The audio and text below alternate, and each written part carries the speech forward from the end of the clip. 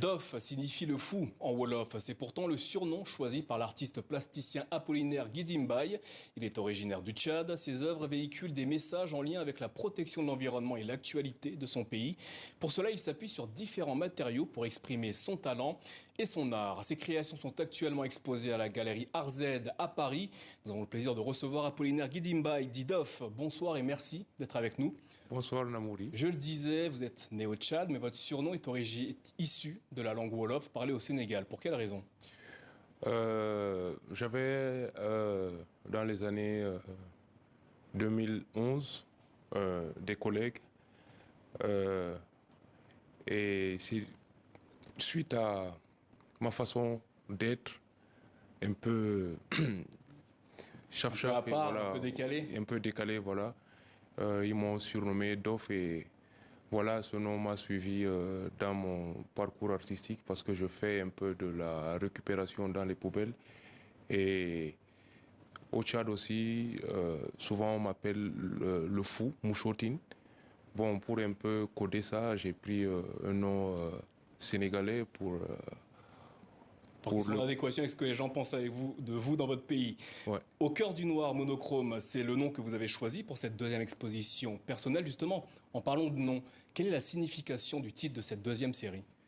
En fait, cette deuxième série signifie le noir au-delà de l'obscurité. Déjà, si je prends le volet environnemental, je me dis, quel est le monde qu'on doit laisser à la génération future, avec tout ce qu'on réussit à faire comme la pollution et tout ça.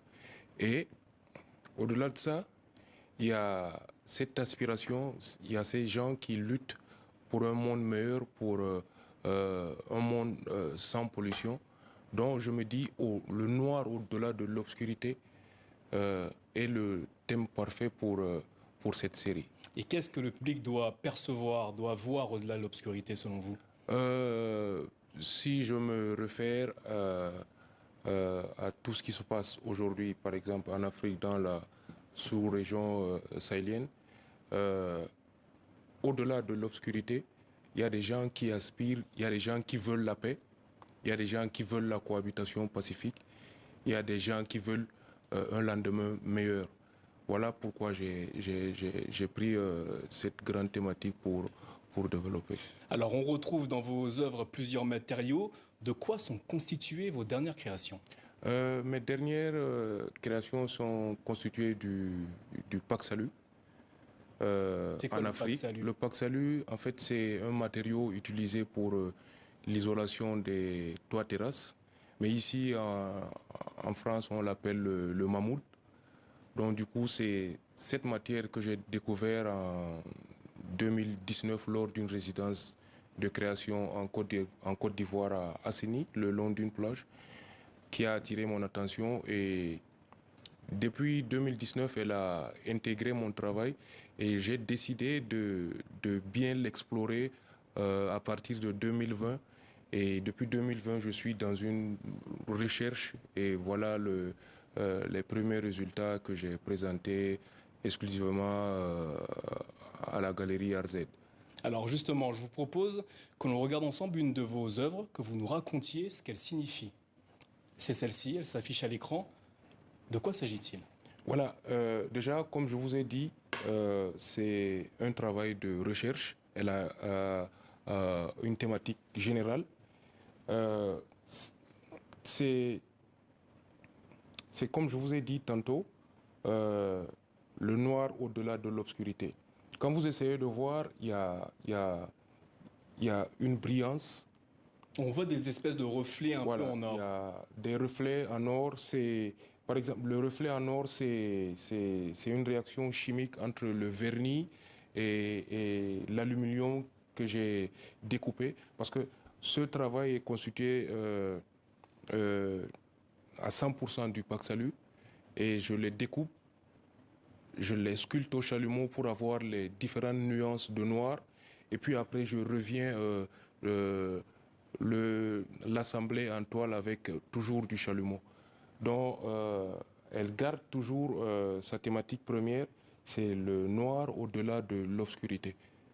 Alors, on l'a vu dans certaines de vos œuvres, vous l'avez dit tout à l'heure, vous parlez notamment de l'urgence écologique. Est-ce que les effets, notamment météorologiques, vous les avez déjà constatés dans votre pays, le Tchad? Est-ce que c'est ce qui vous a inspiré? Oui, je m'inspire d'abord de la diversité tchadienne et pendant cette période, actuellement, il y a eu des inondations un peu partout. Que ce soit au Tchad, que ce soit dans la sous-région, que ce soit en Europe, il y a vraiment un besoin de sensibiliser pour la lutte contre la pollution. Aujourd'hui, nous le vivons. Donc, ma démarche est centrée sur le recyclage, un message écologique. Voilà un peu. Vous avez commencé au tout début par la peinture. Ouais. C'était dans les années 2016 que vous êtes réorienté vers ce qu'on appelle aujourd'hui l'art plastique. Ouais. Qu'est-ce qui vous a motivé dans cette démarche? En fait, je ne me sentais pas très à l'aise dans la peinture et j'ai décidé de trouver ma propre écriture. Et c'est un travail qui m'a pris au moins 4 ans de recherche pour arriver à ce style. Et après ça, j'ai continué et voilà, cette année, j'ai décidé de travailler sur uniquement le noir. À travers toutes vos œuvres, quel est le message que vous souhaitez transmettre aux gens qui vont se rendre, notamment à la Galerie Art Z à Paris?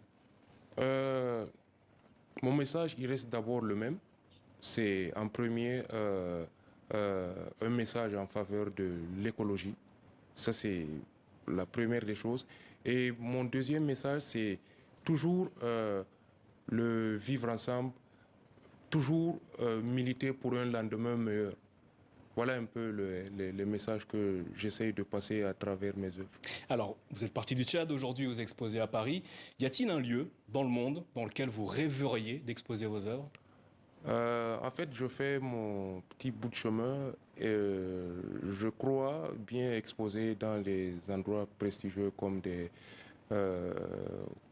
grosses galeries, pourquoi pas le musée de Louvre, pourquoi pas les États-Unis. Je crois à mon travail et j'espère que ça va y arriver. Dof, merci d'avoir répondu à nos questions ce soir. Au cœur du noir monochrome, une exposition visible à la Galerie Art Z à Paris, c'est jusqu'au 15 octobre 2022. Merci à vous.